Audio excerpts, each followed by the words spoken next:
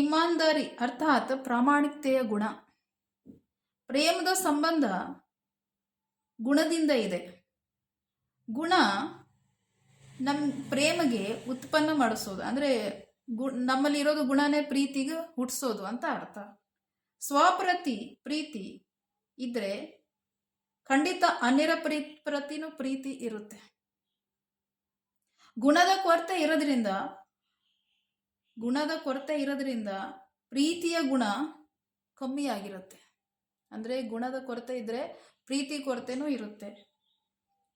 ಯಾವಾಗ ಎಲ್ಲ ಗುಣಗಳು ಇರುತ್ತೆ ಆಗ ಸಂಪೂರ್ಣ ಶುದ್ಧ ಪ್ರೀತಿ ಇರುತ್ತೆ. ಅದು ಆತ್ಮದ ಸತ್ಯ ಗುಣ 7 ಗುಣ ಅಲ್ಲವಾ, ಅದು 7 ಗುಣ ಇದ್ರೇನೆ ಸಂಪೂರ್ಣ ಶುದ್ಧ ಪ್ರೀತಿ ಇರುತ್ತೆ. ಈಗ ಎಲ್ಲ ಗುಣದಲ್ಲಿ ಮುಖ್ಯವಾದ ಗುಣ ಆಗಿದೆ ನಮಗೂ ಪ್ರಾಮಾಣಿಕತೆ.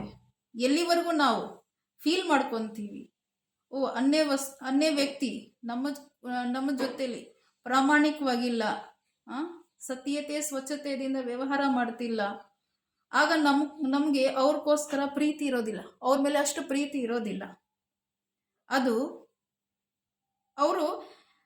ಅವರು ಹೇಗಾದರೂ ಇರಲಿ, ಯಾರಾದರೂ ಇರಲಿ, ನಮ್ಮ ತಂದೆ ತಾಯಿ ಇರಲಿ, ಇಲ್ಲಾಂದರೆ ಯಾರಾದರೂ ಪತಿ ಪತ್ನಿನೇ ಇರಲಿ, ಮಿತ್ರ ಸಂಬಂಧಿ ಆದಿನೇ ಇರಲಿ, ನಮಗೆ ಫೀಲ್ ಆಗುತ್ತೆ ಇವರು ನನ್ನ ಮೇಲೆ ಅಷ್ಟು ಪ್ರೀತಿ ಇಟ್ಕೊಂಡಿಲ್ಲ, ಪ್ರಾಮಾಣಿಕತೆ ಇಟ್ಕೊಂಡಿಲ್ಲ, ಇವರು ನಮಗೆ ಮೋಸ ಮಾಡ್ತಿದ್ದಾರೆ. ಆಗ ಅವ್ರ ಪ್ರತಿ ಪ್ರೀತಿ ನಮಗೆ ಸಮಾಪ್ತಿ ಆಗಿರುತ್ತೆ. ಪ್ರೀತಿದು ಕೊರತೆ ಆಗಿರುತ್ತೆ.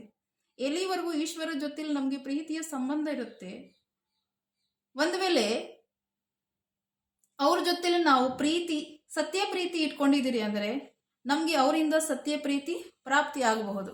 ಅಂದರೆ ಉದಾಹರಣೆವಾಗಿ ಪರಮಾತ್ಮನ ಮೇಲೆ ನಮಗೆ ಸತ್ಯ ಪ್ರೀತಿ ಇರುತ್ತೆ, ಆಗ ಪರಮಾತ್ಮೆಯಿಂದ ನಮಗೂ ಸತ್ಯ ಪ್ರೀತಿ ಸಿಗುತ್ತೆ. ಅದೇ ಥರ ಅನ್ಯ ಆತ್ಮರ ಮೇಲೆ ಪ್ರೀತಿ ಇದ್ರೇನೆ ಅವರಿಂದ ನಮಗೂ ಪ್ರೀತಿ ಸಿಗ್ಬೋದು. ಅಂದರೆ ಏನು ಕೊಡ್ತೀರಿ ಅದೇ ನಮಗೆ ವಾಪಸ್ ಸಿಗೋದು ಅಂತ ಅರ್ಥ. ಒಂದು ವೇಳೆ ಈ ಥರ ಪ್ರೀತಿ ಇಲ್ಲ ಅಂದರೆ, ಪ್ರಾಮಾಣಿಕತೆ ಇಲ್ಲ ಅಂದರೆ ತಿಳ್ಕೊಳ್ರಿ ಅವ್ರ ಬಗ್ಗೆ ನಮಗೆ ಪ್ರೀತಿ ಸಮಾಪ್ತಿ ಆಗಿರುತ್ತೆ.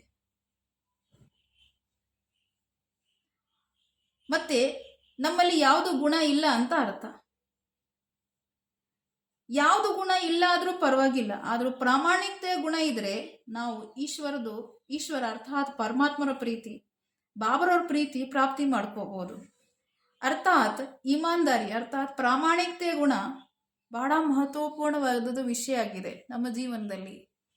ಅದಕ್ಕೋಸ್ಕರ ನಾವೆಲ್ಲರೂ ಪ್ರಾಮಾಣಿಕವಾಗಿದ್ರೇನು ಸಹ ಪರಮಾತ್ಮನ ಪ್ರೀತಿ ಸುಲಭ ರೀತಿಯಿಂದ ಪ್ರಾಪ್ತಿ ಮಾಡ್ಕೋಬಹುದು. ಓಂ ಶಾಂತಿ. ಲೈಕ್ ಸಬ್ಸ್ಕ್ರೈಬ್ ಮಾಡಿ.